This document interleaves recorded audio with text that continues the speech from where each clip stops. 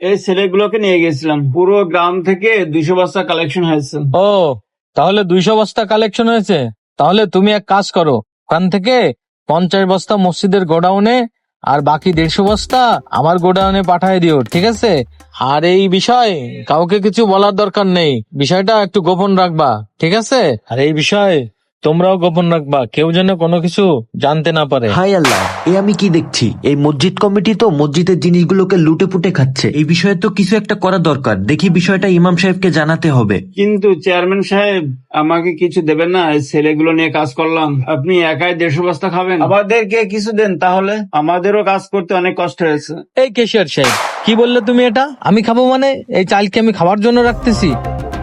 মসজিদের গোডাউনে জায়গা কম আছে, এই জন্য তোমাকে বললাম আমার গোডাউনে বাকি চালগুলো রাখতে। আর সব ছেলেপেলের সামনে তুমি এসব কথা বলতেছো। এই, তোমরা যেন কেউ কিছু মনে করো না। না না চেয়ারম্যান সাহেব, চালগুলো